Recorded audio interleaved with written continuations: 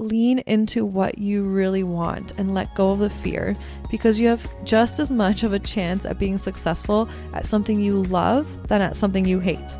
Actually, wait, let me rephrase that, because you actually have more of a chance at being successful at doing what you love than at something you hate, because you will naturally have so much more drive and enthusiasm to do the work it'll take for you to get there.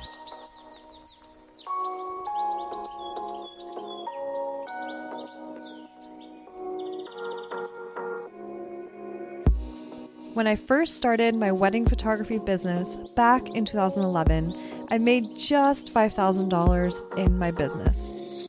Now, I bring in multiple six figures per year while working only 30-hour weeks serving my dream couples. I'm here to help you discover that it's so possible to have what you want when you want in your business, so that you can create the life you've always dreamed of and deserve.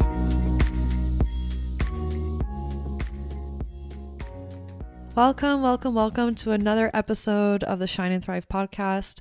I love that you keep tuning in. I'm so grateful because I'm on a mission to show people that it's so possible to do and have what they want whenever they want it, in life and business. And I'm so grateful you're here.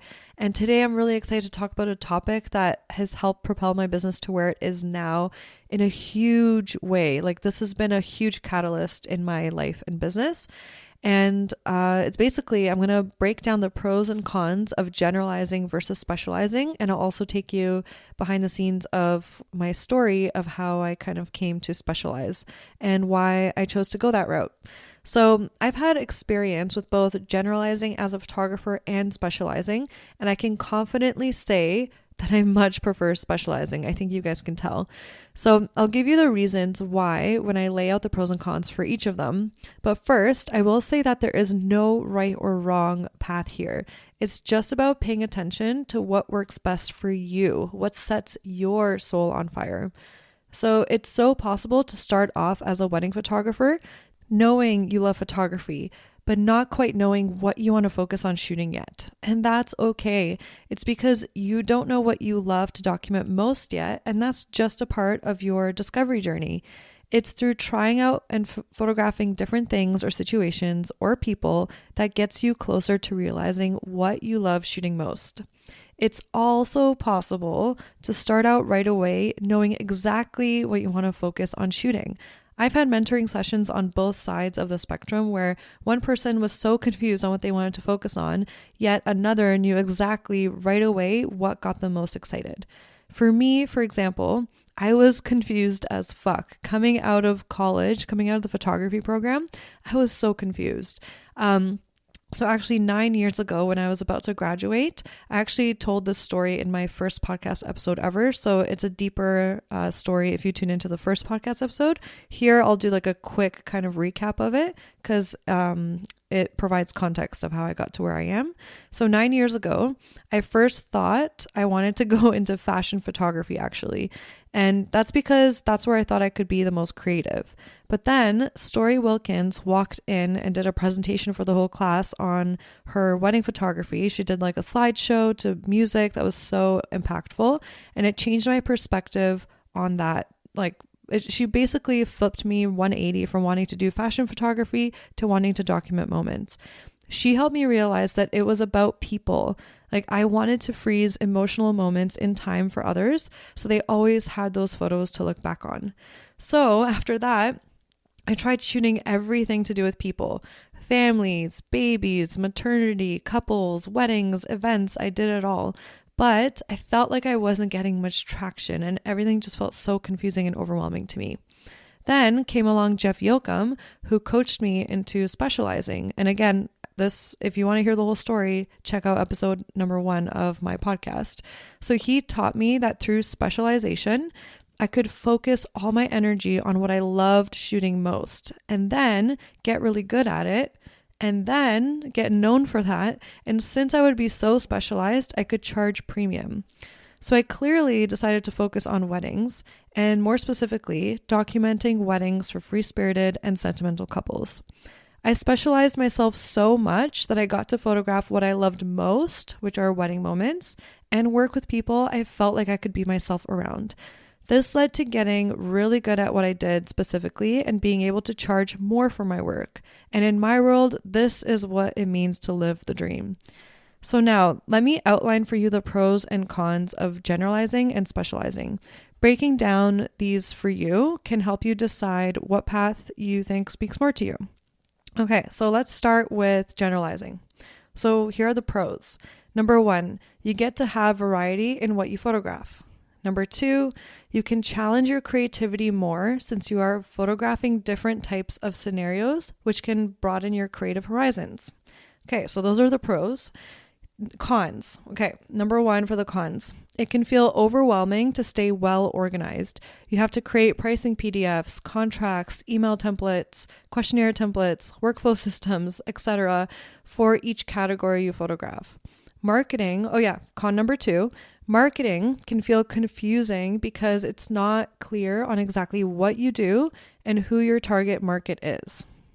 Number 3, you can easily be forgotten about, which could mean less referrals. So if it's not clear of what you do exactly, meaning you're not the first one to come to mind when someone's friend is getting married and they're looking for a wedding photographer, because you post that you are also shooting babies and families and products, branding sessions, etc. And number 4, and in the end, if you're good at everything, you're great at nothing. So if greatness means a lot to you, then generalizing may not be for you.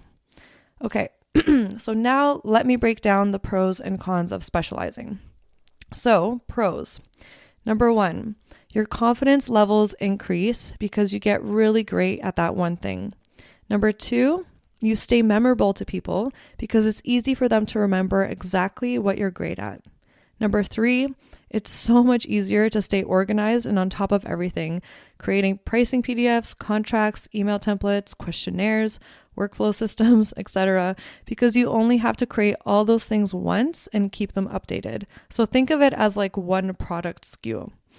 So pro number 4, you're able to charge a lot more because you are seen as the expert. Number 5, you get to focus on what you love photographing most. Number 6, you get to connect with your clients on a deeper level because you actually have the time and energy to do so by being so organized on the back end and not always playing catch up and juggling all sorts of shoots. Pro number 7, the better you get at your craft, the more you can innovate in that space to create an even more memorable experience for your clients. Pro number 8, there's a lot of these. Your marketing strategy on Instagram and your website gets so much easier because you know exactly what you do and why. Your messaging is clear. If people constantly see you posting wedding photos, for example, and nothing else, it's very clear that you're a wedding photographer and you're more likely to come to mind when their friends are looking for a wedding photographer. Okay, so those are all the pros. And now let me tell you the cons of specializing. Cons. Con number 1. You have less variety in what you photograph. And that's it. That's the only con I came up with. And yep, I know it's just one con, and it's not because I prefer specializing. It's genuinely the one con that came to mind. And remember, I used to generalize for 4 years. So this is me speaking from personal experience.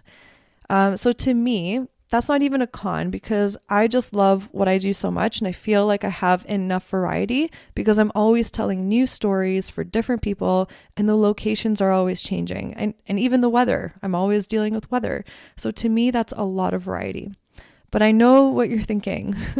But Sarah, if I specialize, won't I miss out on bookings? Won't I miss out on booking more shoots and making more money since I'll be pigeonholing myself into one category? The answer is no. And again, I say this from experience. The riches are in the niches, if you guys heard that expression. I kind of wish, whenever I hear that expression, I wish that I didn't have to say niches because I actually prefer to say niche, but riches doesn't rhyme with niche. So the riches are in the niches. So experts are the ones that are trusted most and get paid the most. It's just a pattern that is across the board true. Now, I'm not saying that once you choose to focus on photographing weddings, that's all you can shoot and you can no longer take on any other kind of work. That's not true at all. If you choose to specialize because you want to focus on what you love shooting most and become the expert in that, that's where you would focus on marketing. So that it's, easy for you to communicate what you do, who you serve, and how you do what you do. But then you'll actually still get random inquiries on the side to photograph other things, with people saying something along the lines of this. Hey, I know you shoot weddings, but I love your work so much. The way you capture feeling and emotion speaks so much to me. Would you be up for doing a family session for us? Guess what? In that moment, when you get that inquiry, you can decide for yourself if you'll still take that on or not. Maybe you feel a good vibe coming from them and you have the time to take on another session. So you say, yeah, sure. Maybe money feels tight and you need to do what you need to do to bring in more income. Or if you have your boundaries set and you know that if you say yes to this, then it'll mean a no to something like quality time with your partner or simply relaxing, then you can simply respond to them like this. Thanks so much. I'm so grateful you reached out, but I'm focused on weddings right now only so that I can keep a healthy work-life balance intact. Here's a list of referrals for you of photographers that are hopefully available. I hope this helps you on your search. So see how it's possible for you to still have it all and more through specializing? Now, I know in this episode, I clearly prefer specializing, but maybe one of you will have your own powerful why of why you love to generalize, and you can take that on as a challenge for yourself of staying maybe well organized on the back end while providing an amazing experience for your clients. While also having a healthy work-life balance. So if you really want it, that's totally possible. I highly believe that if someone wants something bad enough, they can make it happen. So I mainly wanted to create this episode to help empower you to make a decision that's best for you. Just remember, whatever you are leaning towards, ask yourself why. Why am I leaning towards generalizing, for example? Is it because of a fear of not bringing in enough bookings when I commit to that one thing? Or is it because I equally love so many of the things I photograph that I would become unhappy and unfulfilled as an artist to let any of them go? Or if you're leaning towards specializing, also ask yourself why. Why am I leaning towards specializing? Is it because I want to bring in more income for me and my family? Is it because I'm tired of feeling like I have to shoot everything in order to make money? Is it because I want to excel and grow to be the best I can in one area to provide an exceptional experience for clients, etc.? There are so many questions you can ask yourself. It's also powerful to know what's driving your decision, because then you can see if you are making it out of fear or out of what you really want to do. And there's a huge difference between the two. I say lean into what you really want and let go of the fear, because you have just as much of a chance at being successful at something you love than at something you hate. Actually, wait, let me rephrase that, because you actually have more of a chance at being successful at doing what you love than at something you hate, because you will naturally have so much more drive and enthusiasm to do the work it'll take for you to get there. Also, one more important thing that I want you to know, so that in case you choose to transition from generalizing to specializing, so that you don't panic at this point. This is key. So if you choose to transition into specializing, just know that you may experience a dip like I did, where the inquiries for shoots you let go of start to fall off, because in that time you'll be focusing on marketing on one thing, but stay in it. So I experienced this myself, and you can hear more about it in episode number 1, but this is just a simple phenomenon of people. Something like a phenomenon. Oh my God, I had to say that. So I haven't heard that song in a while. Okay, but this is just a simple phenomenon of people realizing that you don't do a certain thing anymore. And then you just need the time to gain traction of all the new people that will be interested in what you're focusing on. So it just takes time. Keep pushing through, because when you make it to the other side, you'll be able to do what you love and get paid really well for it. It's so freaking worth it. So yay, that's it for this episode. I hope this helps you as much as it helped me almost 6 years ago now. This knowledge has been a huge freaking catalyst to where I am today, and I'm so happy that I got to share it with you. So make sure to share this with a friend if you think this could help them, because how amazing would it be if more of the world gets to do what they love and get paid really well for it? So thanks for tuning in. And I'm so grateful for you, and I'll see you next week.